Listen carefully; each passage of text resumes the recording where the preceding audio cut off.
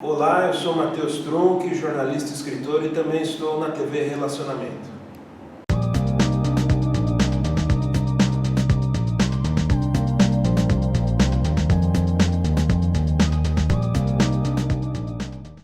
Olá, internautas, iniciamos mais um programa Gestão Executiva. E hoje nós temos a honra e o privilégio de conversar com um professor, doutor, dermatologista, doutor Luiz Jorge Fagundes. Gratidão, prazer imenso tê-lo aqui. Muito obrigado. Eu que agradeço a oportunidade, estou à disposição. Perfeito. Doutor Fagundes, conta um pouquinho para os nossos internautas onde você nasceu, tá? Um pouquinho da sua trajetória e em que momento da sua carreira você decidiu ir para a área médica. Sim. Se foi influência de pais, Sim. das circunstâncias, tá? Sim. Então, eu nasci em 21 de março de 1948, então há poucos dias atrás eu fiz 75 anos. Parabéns. Nasci em Santana, Rua Doutor Juquim, 1155. Nasci em casa. Porque era muito longe da minha casa até o hospital, eu nasci em casa mesmo, como todas as crianças nasciam, né? E, assim, a minha mãe foi boia fria, quer dizer, ela trabalhou na fazenda Dumont, de propriedade do pai de Santos Dumont, que fica entre Ribeirão e Sertãozinho. E meu pai era marceneiro, formado pelo Liceu de Artes e Ofícios. Então eles jamais imaginavam que iam ter um filho médico, né? Então era um sonho assim. Mas a minha avó, mãe do meu pai, minha avó paterna, ela era enfermeira da Santa Casa. Ok. E aí, um dia ela perguntou para mim se eu queria conhecer a Santa Casa. Eu não sabia o que era Santa Casa. Dava para a impressão que era até uma casa religiosa, na né? igreja. Na igreja, é isso. Mas aí ela me levou, e aí ela me levou na enfermaria, e eu via com que respeito as pessoas a cumprimentavam. Não só o respeito, como a gratidão também, né? Eles eram muito gratos a ela. E assim, é uma circunstância muito interessante, porque a minha avó foi uma das primeiras enfermeiras a ser convidadas a treinar a aplicar penicilina benzatina, Bezetacil. E sem saber que mais tarde eu ia aplicar mais de 100 mil injeções de Bezetacil na profissão que eu tinha escolhido. Bom, aí eu fiquei encantado com aquilo, achei legal, achei muito interessante. A minha avó me deu um conjunto assim de seringa, agulha, uma caixinha onde você punha água e fervia água, que era esterilizador na época. E assim, mas passado aquilo, eu fiz o primário lá em Santana, Instituto Sagrado Coração de Jesus. Depois eu fiz, aí foi uma época muito legal da minha vida, que eu fiz o Colégio Estadual Dr. Otávio Mendes. Aqui, nessa época, o colégio estadual era maravilhoso, né? A sigla CEDOM. Então é um colégio espetacular. Hoje, a maioria dos meus amigos, e nós nos encontramos, né, mais de 60 anos de amizade, e a maioria dos meus amigos fez a universidade. Quer dizer, o colégio te preparava de maneira muito intensa e, assim, com base bastante sólida para você passar no vestibular. Perfeito. Aliás, quando você não ia bem na escola pública, você tinha que ir para a escola particular para poder passar, era o contrário. Exato, exatamente. Infelizmente, o ensino nosso, o ensino público, ele caiu bastante, porque os professores são mal remunerados, a moçada já não é mais a mesma, é uma série de conjuntos que você volta no colégio onde você estudou, já não está mais aquele colégio, já maior e tudo. Mas para mim foi um passo muito importante eu fiz ginásio até 1963 e depois de 63 a 66 eu fiz o que eles chamavam de científico. Ok, 4 anos de ginásio, 3 de científico no Colégio Estadual Dr. Otávio Mendes. Posteriormente, eu prestei o vestibular, aí eu já estava afim de medicina. Desde que a minha avó me levou na Santa Casa. Foi inspirador, então, né? Foi. E depois, infelizmente, ela não me viu formar. Mas a minha outra avó, eu tenho a avó materna e paterna, a outra avó me viu formar. Então, mas essa que me incentivou faleceu antes de eu completar o curso. Aí eu passei na faculdade que chamava, na época, Faculdade de Ciências Médicas e Biológicas de Botucatu. Era um instituto isolado do Estado. Certo. E a maioria dos professores eram professores da USP. Então eu tive aula com pessoas assim, de muita categoria, não só a categoria como profissionais, mas categoria como ser humano. Então, eu me lembro que os professores diziam assim, nós vamos dar a vocês o que a gente tem de melhor, mas vocês têm que trazer de casa o que os pais te deram de melhor.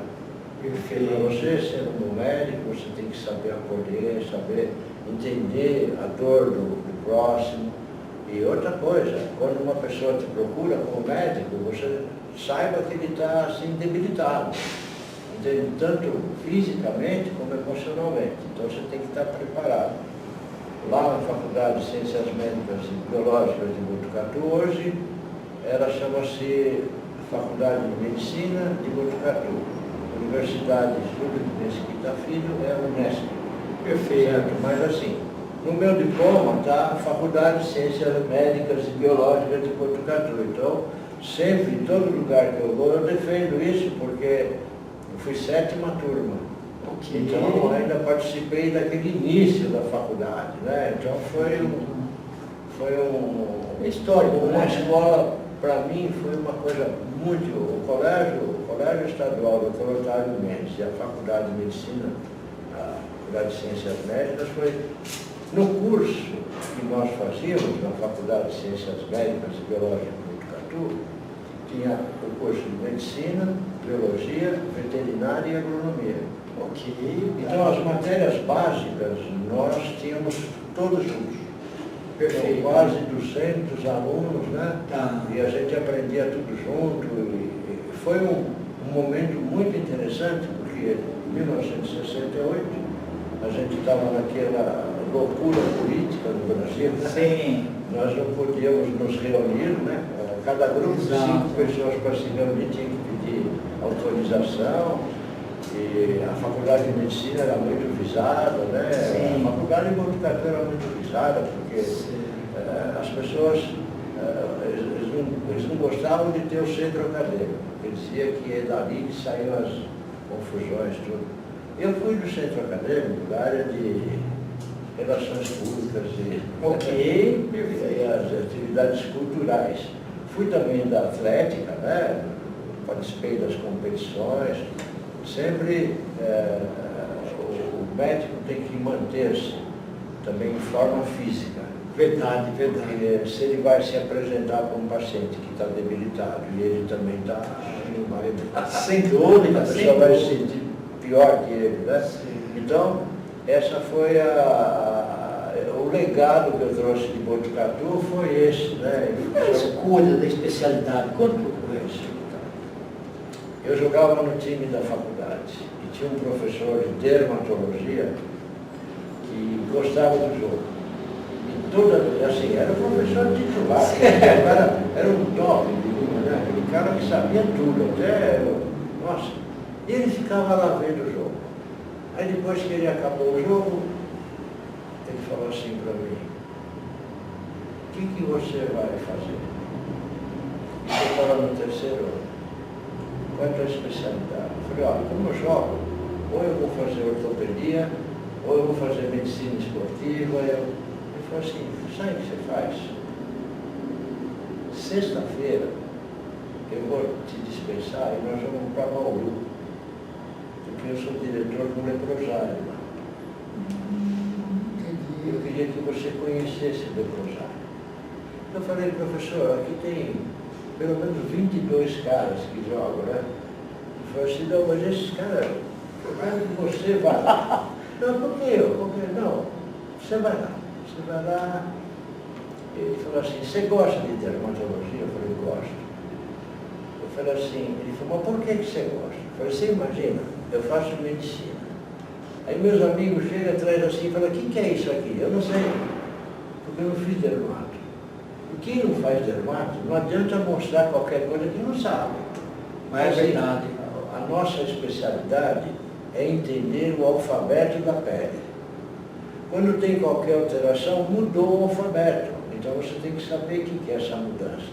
Bom, eu cheguei lá, e lá são pavilhões onde tem as enfermarias, onde ficam internados os pacientes.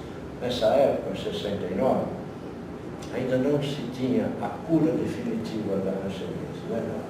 Isso, perfeito. E foi mudado o nome de lepra para mal de Hansen. Mas é a mesma coisa? Não. Tá. Então eu vou te explicar o que Tá. é para a gente seguir em frente já Certo. com o conceito certo. A palavra lepra, ela é traduzida em vários idiomas e para o hebraico chama-se tsara, com T-S, tsara. Tsara queria dizer que era tudo aquilo que dava ferida na pele. Então se você tivesse uma ferida, uma picada, um corte, alguma coisa, era tsara. A lepra é outra coisa. É uma bactéria que destrói as terminações nervosas sensitivas da pele. As pessoas lembram da lepra que diz que cai pedaço, essas coisas. Por quê? Por exemplo, essa pele do nosso dedo ela é muito fina. Logo embaixo já é osso. E eu não sei se você se recorda que antigamente o cigarro não tinha filtro. Isso, Então o cara fumava. Continental sem filtro, O cara fumava até o fim do cigarro. Só que ele não sentia, porque quando você tem a bactéria da lepra, você não sente. A primeira sensibilidade que você perde é a térmica. Então, por exemplo, aquela ponta de cigarro, que está quase 90 graus. Sim. Se encostar em você, você vai sentir. Exatamente. Então, ele não sentia. Ele fazia a ferida. Como ele não sentia, essa ferida progredia e ia até o osso. A infecção chegou no osso, o osso se destaca. Então não é que a doença faz cair pedaço, é que você perde a sensibilidade térmica, sabe? Então, por exemplo, então está entendida a diferença. A lepra é uma coisa antiga, que era tudo quanto era ferida que dava na pele. E hanseníase, que é a antiga lepra mesmo no Brasil, chama mal de Hansen, porque esse norueguês é um médico norueguês chamado Arnaldur Hansen, que fez a descoberta do bacilo. Então, praticamente a Europa não tem lepra, a América Latina quase toda não tem, o Brasil tem. Então, o Brasil é o segundo país do mundo em lepra. O primeiro é a Índia, depois é o Brasil. Quer dizer, então isso não pode acontecer, né? Depois nós vamos conversar sobre Sim, isso, né? perfeito. Aí eu cheguei na porta dessa enfermaria, ele chama doutor Diltor. Diltor Opromola. É um italiano. Diltor Opromola. Ele falou assim, quer dizer que você vai fazer ortopedia? Você vai tirar dor dos caras, né? Quebrou, tira dor.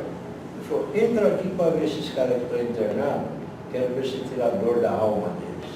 Aí nós entramos e aquele povo todo olhando para o professor, com um olhar assim de gratidão.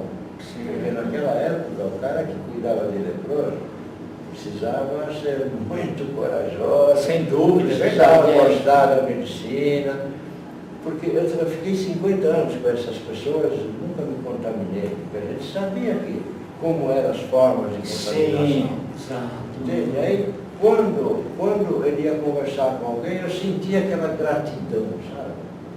E lá não tinha só lepra. Lá tinha outras doenças dermatológicas, muito raras, que eu não tinha visto na faculdade. Ele falou, se quiser ficar uns meses aqui comigo, depois você presta um exame no Hospital das Clínicas e na hora que cair na prova prática, você já sabe. Não deu outra. Eu fiquei com ele, ele me preparou e eu fui para a prova e entrei nas clínicas, na residência das clínicas. Eu fiz 3 anos de residência em dermatologia. Ao final desses 3 anos, eu obtive o título de especialista, prestei o concurso, né, na Sociedade Brasileira de Dermatologia. Então, eu sou dermatologista concursado. Lá nas clínicas eu fiz o mestrado e fiz o doutorado. Parabéns. Sempre na área de dermatologia. Então, eu sou mestre e doutor pela Faculdade de Medicina da USP. Aí eu prestei um concurso público e eu entrei na Faculdade de Saúde Pública. Então eu saí da medicina e fui para a saúde pública. E fiquei esses 50 anos cuidando da área de dermatologia sanitária. Muita gente não entende por que o dermatologista cuida de doença sexualmente transmissível, lepra, claro, que dá na pele. Sim. Mas as doenças sexualmente transmissíveis também dão na pele. Então, é uma especialidade que precisa de gineco, precisa de urologia, precisa de próstata, precisa de tudo mais. Mas o dermato é aquele que, quando a lesão é na pele, ele tem que estar presente. Tem que fazer parte de uma equipe. Ok, nós vamos falar disso. E depois de 50 anos, sai no Diário Oficial a minha aposentadoria e, obviamente, foram quase 68 mil pacientes atendidos. Nossa, entendi. E aproximadamente 4.315 residentes que vieram fazer a capacitação comigo. No Brasil inteiro, eu tive residentes de outras partes do mundo, né? Veio da Itália, da França, Portugal, Estados Unidos, Canadá. Eu tive residente até do Irã. Nossa, entendi. Do Iraque, essa gente. Eles têm um programa chamado Winter School. Então, quando é verão, é um intercâmbio. E a partir de eu pertencer à USP, eu tive a oportunidade de fazer um curso na França, né? Fiz um curso de especialização na França, fiquei 2 anos em Paris, né? E aí, e o lugar que eu fiz o curso, eu fiz muitos amigos. E agora, 2 residentes, né? Um casal de residentes, eles quisiam fazer o curso. Entendi. Aí eu escrevi uma carta, mandei um e-mail, então, estão fazendo o curso. Eu falei, aproveito, porque eu não sei até onde vai esses cursos. Sim, verdade. Agora, eu também devo muito ao Hospital das Clínicas. Foi onde eu aprendi dermatologia. Foi uma escola mesmo. Essa é a escola, sabe? Pode, assim, estar tendo problemas, porque todo lugar tem problema financeiro e tudo mais, mas sob o ponto de vista do ensino, eu acho que o HC é uma coisa inigualável. Eu fiz o curso na França, fui para os Estados Unidos, no Canadá, mas eu nunca tive, por exemplo, uma pegada como tem no HC, né? Quantidade de gente que você tem que atender. E dermatologia é você treinar a sua visão. Você tem que ver várias doenças várias vezes. Ok, até para ter um comparativo. Com certeza. Por exemplo, uma doença de pele, ela pode ser bolha. Se ela está de um lado só do corpo, é um tipo de problema. Se ela está dos 2 lados, é outra coisa. Agora, tem várias doenças que dão bolha. Então, você tem que saber qual é o local, como ela se manifestou, que tipo de bolha, essas coisas. Na realidade, nós temos que aprender o alfabeto da pele. Perfeito. Sabe? Então, depois que você souber o alfabeto da pele, aí você pode começar a reparar os defeitos. Quando você conhece o inteiro, não o íntegro, né? Então você tem que conhecer bem a pele, tem que ver muito a pele.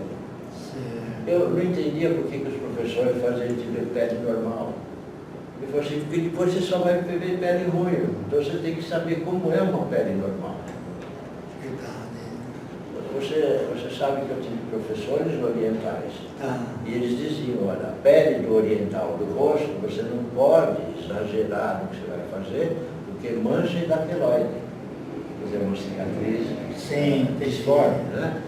Entende? Então, essas coisas... Assim como o afrodescendente e o Com certeza, o afrodescendente também, ele sai muito queloide, né? Ele não faz a cirurgia por causa da hipercicatrização característica, né? Da raça amarela e da raça. Agora, é uma especialidade que você pode ser cirurgião, você pode ser pesquisador, você pode ser clínico, sabe? Você pode fazer várias coisas dentro da dermatologia. Inclusive escritor, né? Escritor. Vamos mostrar um pouquinho dos seus livros. Não tenho capoeira ainda, mas eu gosto de escrever pelo fato de, por exemplo, colocar no livro o meu conhecimento prático e, ao mesmo tempo, ser um educador. Perfeito, sabe? Então, por exemplo, esse livro em particular é um livro humorístico. Sim. O que acontece? Tudo que as pessoas, num ambulatório onde tem as doenças de transmissão sexual, você imagina a confusão que é esse ambulatório. E eu, antes das 6 horas da manhã, eu já distribuía as senhas. Ok. E entre as 6 e as 7 eu distribuía as senhas e a partir das 7 horas eu começava a atender. Junto comigo eu tinha sempre 8 a 10 residentes. Então, eu sempre tomar café 5 e pouco da manhã. Não, 5 horas, eu acordo 4h30, aí das 4h30 às 5 eu corro, e depois eu tomo um café da manhã, mas café da manhã de cavalo de corrida. Que é o dia inteiro que eu vou ficar. Sim. E depois os residentes vinham comigo, é lógico que sempre com a permissão dos pacientes, aí eles vinham, os pacientes entendiam que eles estavam ali para se capacitar e o dia que eu tivesse não mais vir, que agora, né, sempre pudesse ter um que dá continuidade a isso. Perfeito. Parece um pouquinho aqui, só para mostrar para o Esse pessoal aqui, livro Sempre com elas são as elas são as né? doenças sexualmente transmissíveis. Tá, perfeito. Tá? Isso é Porque um primeiro livro que eu escrevi chamava 30 anos com elas, quando eu fiz 30 anos de ambulatório. ok. Então aí depois o Franco falou assim, era um livro mais fininho, o Franco é o ilustrador e meu Certo. irmão, né? Ele falou, pô, mas você tem tanta história, acho que cabe. Aí fizemos esse livro sempre com elas. Né? Muito bom. Assim, são fatos pitorescos. Mas, por exemplo, para cada caso humorístico tem uma explicação científica da doença. Né? Perfeito. Esse segundo livro aqui chama-se Quem São Eles? Tá, Quem ok. são eles? Esses 7 pacientes que estão na capa, né? Sim. Essa história, aqui eu falo da lepra. História real, né? Eu conto a lepra desde que ela surgiu no mundo, como ela veio para o Brasil, e o que aconteceu com essas 7 pessoas. São 5 homens e 2 mulheres. Quando eles souberam que tinham lepra, a Secretaria da Segurança ia na casa deles e levava eles presos para o leprosário. E o leprosário geralmente ficava afastado da cidade. Você entende? Que é lógico, para não misturar com a sociedade. Sim. Então, não tinha cura. Então, eles tinham que isolar as pessoas que eram doentes. E lá eles recebiam, os leprosários tinham hotel, tinha delegacia, tinha cinema, tinha tudo que uma cidade normal teria para o fato deles não saírem de lá. Entendi, tá certo. Então, de manhã, eles eram levados com poder de polícia. À tarde, a Secretaria da Saúde ia na casa deles e queimava o colchão, a cama, desinfetava o quarto. E assim por diante. Entendi. E as mulheres, se elas por acaso ficassem grávidas, no dia seguinte do nascimento, eles tiravam a criança e registravam no cartório como pais desconhecidos, que era para facilitar a adoção. Ok. Essas crianças, elas iam para o orfanato Santa Terezinha de Carapicuíba. E quando eu fiz a especialização nas clínicas, nós íamos visitar essas crianças. Nesses anos todos, nenhuma criança que estava lá teve lepra. Puxa, que Por quê? bênção. Por quê? Porque a lepra não passa na placenta. Ok. Ela passa no leite Nossa. materno.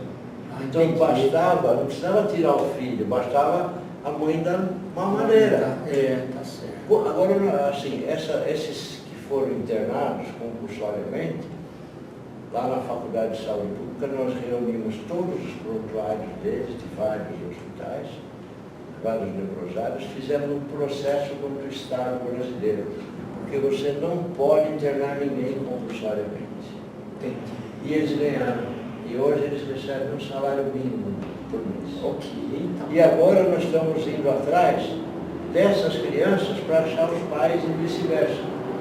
Ok, Então maravilhoso. já estamos achando muito desses pais, né? Pelo Então, DNA dá para saber, né? com certeza, a gente está indo atrás disso, mas não é fácil. Sim. Não é fácil. Depois outra, quando eles tiveram alta no leprosário, que aí eles podiam tratar na casa deles, eles vieram lá para a Faculdade de Saúde Pública. Chama Centro de Saúde Escola Geraldo de Paula Souza. Tá. Eu cuidei dessas 7 pessoas. E fui eu, com a medicação, que foram 2 médicos brasileiros que deram aperfeiçoada no tratamento, você vê, é uma doença milenar, Quer dizer, 4 séculos antes de Cristo no Egito já tinha lepra. Agora, você não tem descrições mais antigas, porque nem todos os povos tinham a escrita. É verdade. A escrita a começou documentação, né? exatamente.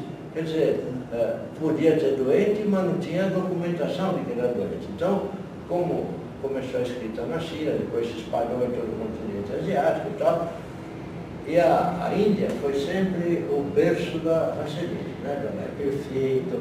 Vamos ir ao próximo, depois nós vamos entrar em detalhes. Isso aí. E esse daqui é o mais recente, né? Chama Quem Passou para Quem. Ok, tá. Então esse é um livro sobre... Dois transmissíveis aqui, né? É, mas assim, é sob o ponto de vista de relacionamentos. Ok, tá. Então, o que acontece? Eu peguei as pessoas os fatos mais conflitantes que apareceram no meu ambulatório.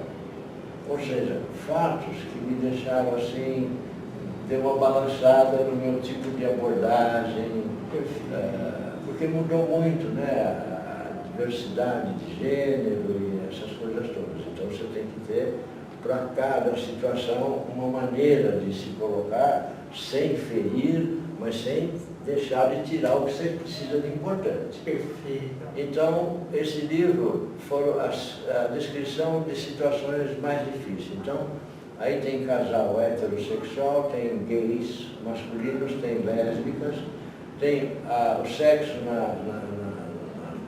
no idoso, quer dizer, a transmissão da doença sexualmente transmissível no idoso a partir do Viagra. Sim. Quer dizer, o camarada começou a ouvir o Viagra, uma pessoa de mais de 70 anos consegue voltar a ter relação sexual. Sim. Então, quando ele usa pela primeira vez, ele usa em casa. E deu certo. Ele falou, se deu certo em casa, eu vou com a rua. Agora, um camarada de 75, 80 anos, ele só vai poder se relacionar com uma moça de programa. Né? É verdade. E essa geração que ele não usa preservativo. Então ele tem relação, É um risco, né? ele tem relação com a menina de programa. Só que ele chega em casa e a esposa fala assim, aquele dia foi bom, a gente pode repetir. E ele está no período de incubação da doença. O período de incubação é assim, ele teve a relação desprotegida, quando começa a ter os primeiros sinais e sintomas, esse tempo entre a relação e o aparecimento chama período de incubação da doença. Então, se ele está nesse período de incubação, não aparece nada nele, mas ele transmite. Ok. Aí ele teve relação. Então, um dos fatos, só para te contar um fato do livro que me constrangeu, foi eu ter que falar para uma senhora de 82 anos que ela tinha gonorreia. Nossa, entendi. Ela falou assim, mas isso eu escutei na minha juventude, era de gente que ia na zona, não. É verdade. E ela estava acertando tudo, porque o cara foi para a zona, né? Depois trouxe a doença para casa. E muitas vezes dava barraco, né? É verdade. E você tem que saber como Tá bom. desmancha o barraco. Né? Doutor Fagundes, vamos fazer o seguinte, nós vamos ter um outro módulo aí, Sim. para você falar tá? Tá bom. Então, gratidão aí por esse momento aqui. Obrigado. Tá? Internautas, com os agradecimentos, então, a esse fabuloso doutor Fagundes, nós lançamos mais uma Gestão Executiva. Grande abraço e até a próxima.